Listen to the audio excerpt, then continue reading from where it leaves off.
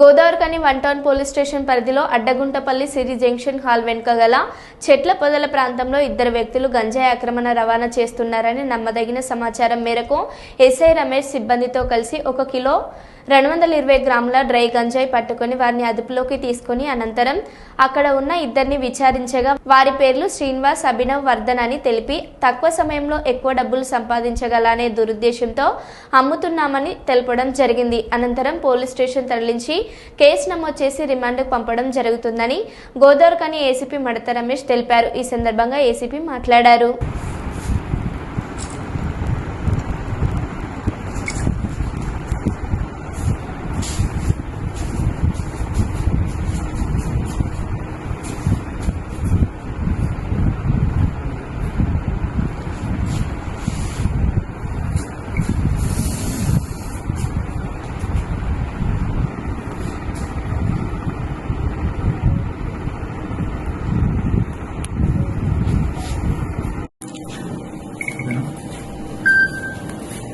తెలంగాణ రాష్ట్రాన్ని మాదక ద్రవ్య రహిత రాష్ట్రంగా మార్చాలనేటువంటి రాష్ట్ర ప్రభుత్వం సంకల్పం మేరకు సిపి రామగుండం సిపి గారి ఆదేశాల మేరకు ఈ గోదావరిఖని డివిజన్లో పూర్తి స్థాయిలో మాదక ద్రవ్యాలు అమ్మేవారి మీద, కొనేవారి మీద, డిస్ట్రిబ్యూషన్ చేసే వారి మీద తీవ్రమైన నిఘా పెట్టడం జరిగింది.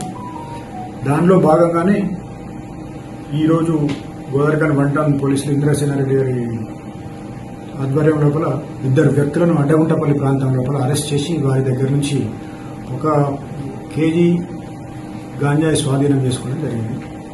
ఆ కేజీ గాంజాయితో పాటు 2 సెల్ ఫోన్లు కూడా స్వాధీనం చేసుకోవడం జరిగింది. వీరి మీద పూర్తి స్థాయిలో ఇంట్రాగేషన్ చేయగా వాళ్ళు సీలేరు ప్రాంతం నుంచి తీసుకొచ్చి ఇక్కడ డిస్ట్రిబ్యూట్ చేస్తూ దానికి అందరినీ చేయడం జరుగుతుంది.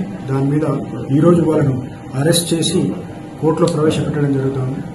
వీరిని తదుపరి పూర్తి స్థాయిలో ఇంట్రాగేషన్ చేసి ఇక్కడ మిగతా దీని వెనకాల ఉన్నటువంటి చైన్ను కూడా పూర్తి స్థాయిలో బ్రేక్ చేసి కంప్లీట్గా శాస్త్రీయబద్ధంగా పరిశోధన చేసి ఛార్జ్ దాఖలు చేయడం జరుగుతుంది.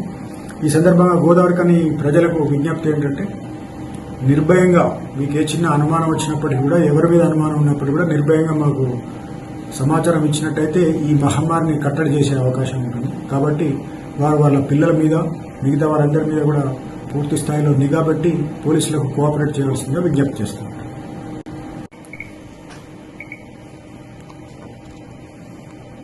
రామగుండం మున్సిపల్ కార్పొరేషన్ పరిధిలోని ప్రజలందరికీ మరియు గోదావరిఖని డివిజన్ లోపల మంతని ఏరియా ప్రజలకు అందరికీ కూడా గణేష్ నిమజ్జనం సందర్భంగా శుభాకాంక్షలు. రేపు అందరూ పెద్దలు నిర్ణయించిన తేదీ ప్రకారం 5వ తారీఖు నాడు నిమజ్జనానికి పకడ్బందీగా ఏర్పాట్లు చేయడం జరుగుతుంది. ఈ సందర్భంగా మండప నిర్వాహకులకు ఏంటంటే వాళ్ళు పూర్తి స్థాయిలో జాగ్రత్తలు తీసుకొని వీలైనంత తొందరగా విగ్రహాన్ని తీసుకొని శోభయాత్ర చేసుకుంటూ నిమజ్జనానికి రావాల్సిందిగా కోరుతా ఉన్నాము.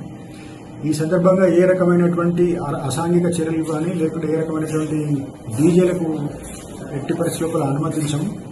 ఏ రకమైనటువంటి ఇబ్బందులకు గురి చేసినప్పుడు కూడా వాళ్ళ మీద చట్టపరంగా చాలా కఠినమైన చర్యలు తీసుకోవడం జరుగుతుంది. భక్తులందరికీ, మండప నిర్వాహకులందరికీ మా యొక్క మనవి ఏంటంటే ఈ పండుగను పండుగలాగానే ఒక శోభాయాత్రలాగా చేసి దీన్ని పూర్తి స్థాయిలో సక్సెస్ చేయవలసిందిగా కోరుతాము.